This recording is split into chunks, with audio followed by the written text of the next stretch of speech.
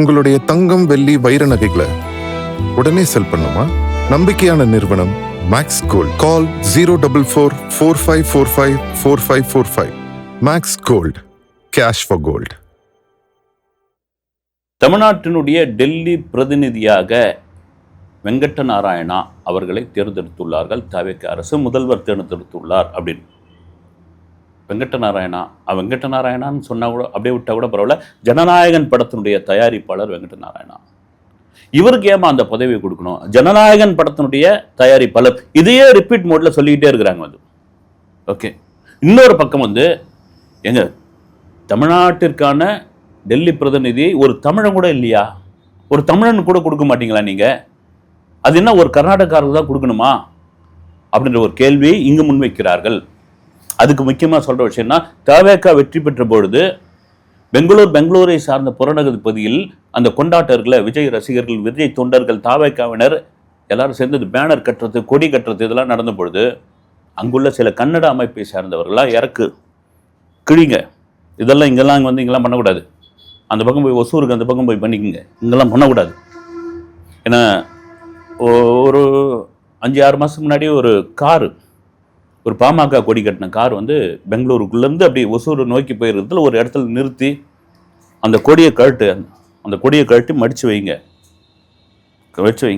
ஜெய் கர்நாடகா அப்படின்னு சொல்லுங்க, ஜெய் ராஜ்குமார் அப்படின்னு. இதை நம்ம ஒட்டுமொத்தமாக எல்லா கன்னடக்காரர்களையும் சொல்லிவிடவில்லை. சில அமைப்புகள், இந்த வாட்டல் நாகராஜ் மாதிரியானவர்கள் திடீர்னு இந்த காவிரி நீர் பிரச்சனை அப்போ அப்படி வெளியே அந்த ஒசூர் பார்டரில் நின்று பஸ்ஸை மறிக்கிறது, கோஷம் போடுறது, இதெல்லாம் பண்ணிக்கிட்டே இருப்பாங்க. அதெல்லாம் மீறி இவ்வளோ பிரச்சனைகள் இருக்குது. குறிப்பாக மேகதாது அணை கட்ட போகிறாங்க. ஏற்கனவே தமிழ்நாட்டுக்கு தண்ணி பஞ்சம், காவிரியிலேருந்து தண்ணி நமக்கு சரியாக சேரல. உச்சநீதிமன்றம் ஒரு ஆணையை விட்டிருந்தா கூட ஒவ்வொரு முறையும் வஞ்சிக்கப்படுகிறோம் காவிரி நீர் சம்பந்தத்தில். அது எந்த அரசாங்கம் வந்தாலும் சரி, இந்த பிரச்சனையை தீர்க்க முடியாதா சாமி அப்படின்ற ஒரு கேள்வி இருக்கும் பொழுது, இப்போ நாங்கள் மேகதாது அணையை கட்டியே தீருவோங்க, அப்போ தமிழ்நாட்டுக்கு ஒரு சொட்டு கூட தண்ணீர் வராது அப்படின்னு வல்லுநர்களுடைய கருத்து. இதை தடுத்து நிறுத்துங்க. இது ஒரு பக்கம் ஓடிக்கிட்டு இருக்கும் பொழுது, சரி எங்க இவ்வளோ பிரச்சனைகள் இருக்கும் பொழுது, இவ்வளோ கன்னடர் தமிழர் பிரச்சனை அரசியல் ரீதியானது தான், மக்கள் ரீதியான ஒரு விஷயமே கிடையாது. ஏன்னா அந்த பெங்களூரில் அவ்வளோ தமிழர்கள் இருக்காங்க. அப்படி இருக்கும்பொழுது வெங்கட்ட நாராயணா அவர்களுக்கு கொடுப்பதற்கு காரணம் என்ன அப்படின்ற ஒரு கேள்வியும் இருக்குது. தமிழ்நாட்டிற்கான இந்த டெல்லி பிரதிநிதி அவ்வளோ முக்கியத்துவம் வாய்ந்ததா அப்படின்ற ஒரு கேள்வியும் ஒரு பக்கம் இருக்குது. அவ்வளோ, ஏன்னா இது அமைச்சருக்கு இணையான ஒரு பதவி அப்படின்றாங்க. இல்லை, நம்ம அப்படி போயிட்டு பார்த்த பிறகு இது ஓராண்டு பதவிங்க. ஒரு வருஷம்தான்.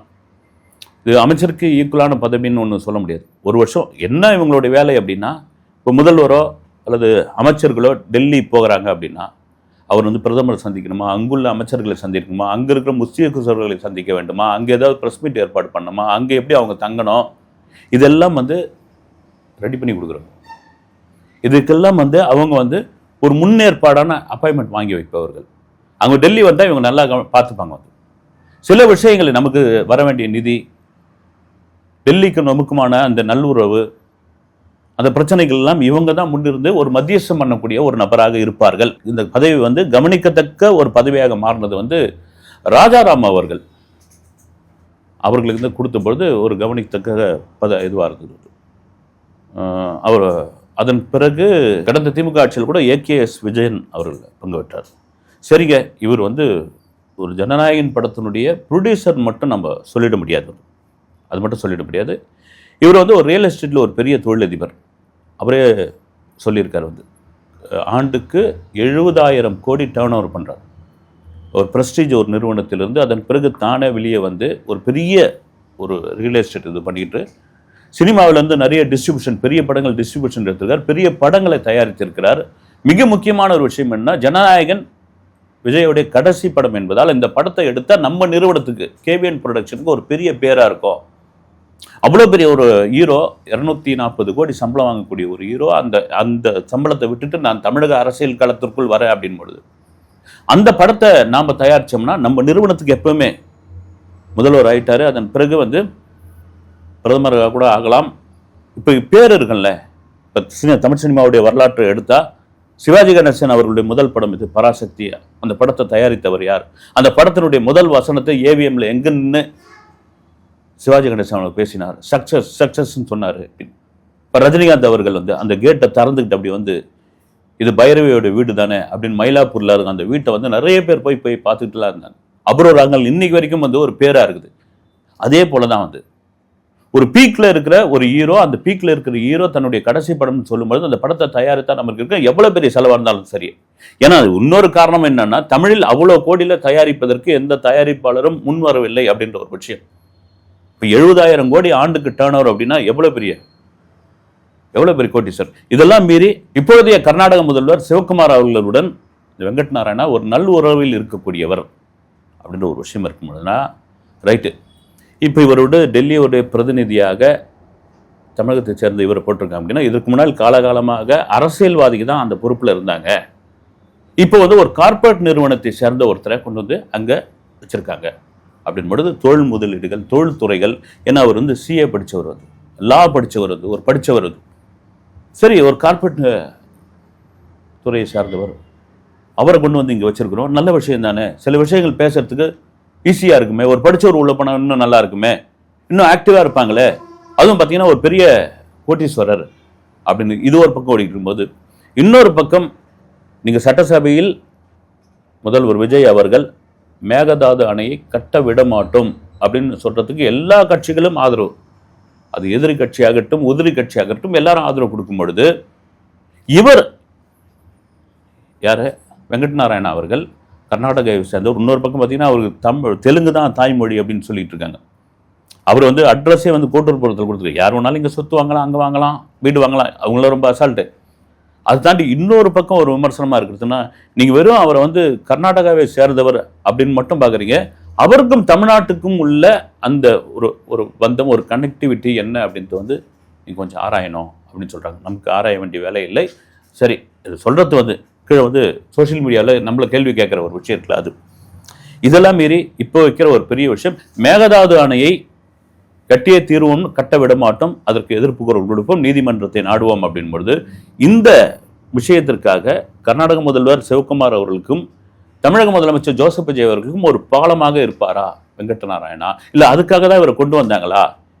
இல்லை இது கன்னட மக்கள் வந்து கன்னடர்கள் தொடர்ந்து ஒரு எதிர்ப்பை சொல்றது ஒரு விஷயம் வந்து, என்னங்க தண்ணியெல்லாம் கொடுக்குறேங்க, நாங்கள் காவிரிலேருந்து தண்ணியெல்லாம் திறந்துதாங்க விடுறோம், உங்களுக்கு சேமிக்க தெரியல, உங்களுக்கு தடுப்பணை கட்ட தெரியல, உங்களுக்கு சின்னதாக எதுவும் வந்து குளம் வெட்ட தெரியல, ஏரி வெட்ட தெரியல, முக்காவாசி தண்ணி எத்துமே கடல்ல சேர்த்து விட்டுறீங்க, அதுக்கப்புறம் வந்து தண்ணி கொடுங்க தண்ணி கொடுங்க தண்ணி கொடுங்க, எங்களுக்கே தண்ணி பத்தலைங்க, மைசூர்லாம் வறண்டு போயிருக்குதுங்க அப்படின்ற ஒரு கேள்வி முன்வைக்கும் பொழுது, சரிங்க கர்நாடகாவை சார்ந்த ஒருத்தருக்கு தமிழகத்தில் ஒரு முக்கிய பதவி கொடுக்கும் பொழுது அந்த கன்னட அமைப்பினருக்கு கன்னட மக்களுக்கு ஒரு கூல் பண்ற மாதிரி ஒரு விஷயமா இருக்குமா? நம்ம ஆளுக்கு தான் பாவது ஒரு முக்கியத்துவமான ஒரு பதவி கொடுத்துருக்காங்க.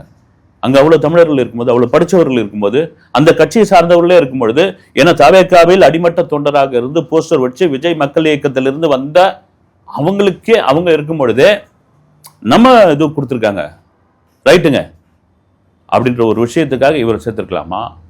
இல்லது இவர் வந்து யாரோ வெங்கட் நாராயணா கேள்வியா வைக்கிறது வந்து முழுக்க தமிழ்நாட்டுக்கு சாதகமான விஷயங்களை பேசுவாரா அல்லது கர்நாடகாவுக்கு ஃபேவரா இருப்பாரா அப்படின்னு. இந்த பதவி அதுதானே வந்து டெல்லியோட பிரதிநிதி, தமிழ்நாட்டுக்கான டெல்லியோட பிரதிநிதி. இது ஒரு பெரிய இதுவெல்லாம் கிடையாது. நம்ம விசாரிச்சப்போ சில மூத்த அரசியல் பத்திரிகைகள் ஒண்ணுங்க இதுவும் கிடையாது. ஒரு வருஷம் இந்த படத்தை இந்த பதவியோட காலம் வந்து ஒரு வருஷம். இவருடைய செயல்பாடுகள் நல்லா இருந்ததுன்னா இன்னும் ஆக்ஷன் பண்ணலாம், அவ்வளவுதானே கண்டி. மற்றபடி இதுல வந்து பெரிய அப்படியே அமைச்சர் நான் இந்த துறையை மாற்றணும், இந்த இது பண்ணலாம் அப்படின்ற மாதிரி ஒரு விஷயம் கிடையாது. இங்க இருக்கிற வடிவேல் சொல்லுவார்களா ஒரு மேப்ல, இங்க இருக்கிற டெல்லி அங்க இருக்கிற தமிழ்நாடு அப்படின்ற மாதிரி, இங்க இருக்கிற தமிழ்நாடு அங்க இருக்கிற டெல்லிக்கான ஒரு பாலம் அவர். இதெல்லாம் மீறி அவர் எப்பயுமே வந்து இப்போதைய முதல்வர் யாரு கர்நாடக முதல்வர் சிவகுமாரோட ஒரு ஃபேவரான ஒரு ஆளுங்க வந்து. அவருடைய முதலீடுகள் முக்கால்வாசி என்ன கிட்டத்தட்ட 90% கர்நாடக மாநிலத்தில் தான் இருக்குது. அவருடைய ரியல் எஸ்டேட் அங்கதான் இருக்குது. அதனால வந்து அவங்களுக்கு ஃபேவரா தான் நடந்துப்பாங்க. இவர் எப்படிங்க இவரை கொண்டு வந்து செஞ்சாங்க? ஏன்னா எப்பவுமே வந்து இந்த கன்னடர்கள் தமிழர்களுக்கான ஒரு விஷயம் போயிட்டு இருக்கு. அது மக்கள் மத்தியில பெரிய அளவில் இல்லைன்னா கூட சரி, ஊடகங்கள் சில கன்னட அமைப்புகள் சார்ந்தவர்கள் இதை பண்ணிக்கிட்டே இருக்கிறாங்க. எங்க தக் லைஃப் படத்துல அதனுடைய ஆடியோ லான்ச் சென்னையில் நடந்த பொழுது சிவராஜ்குமார் வந்து உட்காந்துட்டு இருக்காரு. கன்னட சூப்பர் ஸ்டார் கமலஹாசன் அவர் பேசுறாரு. சிவராஜ்குமார் சொல்றாரு, இவர் என்னுடைய பிரதர், பெரிய பிரதர், எங்க அப்பாவுக்கு அவ்வளோ ரொம்ப பிடிக்கும். இவர் கூட சேர்ந்து நான் வந்து பல ஃபங்க்ஷன்ல அப்போ நான் வந்து பெங்களூர்ல போயிருக்கேன். இவரை பார்த்து நான் ரசிப்பேன். எங்க வீட்டில் வந்தாங்களா அப்படி ஒளிஞ்சிருந்து பார்ப்பேன். எனக்கு அவ்வளோ பிடிக்கும். என்னுடைய மூத்த அண்ணன், எங்க அப்பா வந்து ஒரு மூத்த மகன் சொல்லுவாரு அப்படின்னு சொல்லிட்டு இருந்தாரு. கமல் பேசும்போது சொன்னார், தமிழிலிருந்து பிறந்ததுதான் கன்னடம் அப்படின்ற ஒரு வார்த்தை தீயா பத்திக்கிச்சுங்க. தீயா பத்திக்கிச்சு. அதனுடைய விளைவு எப்படி ஆச்சுன்னா, தக் லைஃப் அங்க வெளியிட விட மாட்டோம், கேஸ் போட்டாங்க கோர்ட்ல. சிவராஜ்குமார் அவர்களை வந்து எதிர்க்க ஆரம்பிச்சிட்டாங்க. வந்து சிவராஜ்குமார் அவர்களை கேள்வி கேட்க ஆரம்பிச்சிட்டாங்க. ஒருத்தர் அந்த மேடையில் நின்று தமிழிலிருந்து பிறந்ததுதான் கன்னடம்னு நீங்க கேட்டுட்டு கம்முன்னு வர்றீங்களே, நீங்க எதிர்கேள்வி கேட்கணுமே அப்படின்னு. ஏன்னா அந்த ஃபேமிலிக்கு, அதாவது டாக்டர் ராஜ்குமார் ஃபேமிலிக்கு ஒரு தனி மரியாதை உண்டு கர்நாடகாவில். கண்டிப்பா இன்னைக்கும் பாத்தீங்கன்னா பெங்களூர்ல அவர் கொடி கேட்டால் அதை பெதுவே கிடையாது. அதே போல இவர் சிவராஜ்குமார்னே கூப்பிட மாட்டாங்க. அந்த அன்பு ரசிகர்கள் அங்குள்ள மக்கள் வந்து சிவானான்வாங்க. அவங்க கேட்ட கேள்வி, சிவானா நீங்க அந்த மேடையில பிடிச்சி கன்னடத்திலிருந்து பிறந்ததுதான் தமிழ்னு நீங்க சொல்லிட்டு வர வேண்டியதானேன்ட்டு அங்க பெங்களூர் பெரிய பிரச்சனையாச்சு, கேஸ் போட்டாங்க. என் படம் ரிலீஸ் ஆகலனா கூட பரவாயில்ல அப்படின்னு கமல் வந்து தைரியமா சொன்னார். அதுக்கப்புறம் சிவராஜ்குமார் வந்து மீடியா முன்னாடி வந்து இது பண்ணார், இது வேணாங்க, இது வந்து ஒரு சினிமா ஃபங்க்ஷன். அவருடைய கருத்தை சொன்னாரு. நான் பதில் கருத்தை சொல்லல, அது நாகரிகம் கருத்தை சொல்லல. இது அரசியல் ஆக்காதீங்க. நான் ஒரு சினிமா நடிகரா அங்க போனேன். நான் எனக்கு அரசியலுக்கு சம்பந்தமே கிடையாது. அதே சமயத்தில் எனக்கு மொழி மீது ஒரு பற்றுண்டு, என் மக்கள் மீது ஒரு பாசம் இருக்குது, அது எல்லளவும் குறையாது. தமிழிலிருந்து பிறந்தது கன்னடம் அப்படின்னா அதுக்காக ஆகிடுமா அப்படின்னு சொல்லி அவர் கொஞ்சம் கூல் பண்ணி விட்டார் அந்த விஷயத்தை. அதுக்கப்புறம் தக் லைஃபோடைய நிலைமை என்னன்னு உங்களுக்கு தெரியும். வந்து அது கர்நாடகாவில் ரிலீஸ் ஆகாமலே இருந்துக்கலாம் ரேஞ்சில் விட்டுட்டாங்க. அது அதனுடைய ரிசல்ட் என்னன்னு எதுக்கு சொல்ல வரேன்னா, இப்படி பயங்கரமாக கொந்தளிக்கக்கூடிய ஒரு சென்ஸ் உள்ள அந்த நபர்கள் அவங்க, நீங்கள் எப்படி நீங்கள் வந்து ஒரு வெங்கட் நாராயணாவுக்கு இந்த பதவியை கொடுக்கலாம் அப்படின்ற ஒரு கேள்வி பெரும் கேள்வியாக இங்கே போயிட்டே இருக்குது. மிக முக்கியமான விஷயம், விஜய் அவர்களை அரசியலுக்குள் வந்ததிலிருந்து இப்பொழுது ஜோசப் விஜயாக சிஎம் ஆனதிலிருந்து தொடர்ச்சியாக விமர்சனம் செய்து கொண்டிருப்பவர் நடிகர் பிரகாஷ் ராஜ். ஏன்னா டிரைவர் மகனுக்கெல்லாம் வந்து சீட்டு கொடுக்குற நீ வந்து, ஏன்னா டிரைவர் மகன்லாம் எம்எல்ஏ ஆகிடுவாங்களா அப்படின்னு இன்னைக்கு அரசு கொறடாவே ஆகிட்டாங்க. அப்புறமா வந்து நான் வந்து மணிக்கணக்காக வந்து மொழியும் இந்த மக்களுக்காகவும் பேசியிருக்கிறேன், பேசுவேன். உன்னால ஒரு வார்த்தை எனக்கு சம்மம் பேச முடியுமா, என்னை தாண்டி உன்னால பேச முடியுமா அப்படின்னு மதுரையில் திமுக வேட்பாளரை ஆதரித்து ஒரு ஒரு பிரச்சார மேடையில் விஜயை பேசினார். தொடர்ச்சியாக விஜய் எதிர்ப்பு அரசியலை பேசிக்கொண்டு வருபவர் பிரகாஷ் ராஜ். அப்படி இருக்கும்போது அவரை வந்து ஒரு கன்னடர் தானே, அவர் கூட அந்த கேள்வியாக வச்சிருந்தாங்க. என்ன வந்து தமிழ்நாட்டில் வந்து நீ கன்னடக்காரன் தானேன்றாங்க. நான் தமிழை அவ்வளோ சுத்தமாக நான் பேசுறதுக்கான காரணம் வந்து தமிழ் மீது எனக்குள்ள பற்று தான் காரணம், நான் கன்னடக்காரன் தான் அப்படின்னு.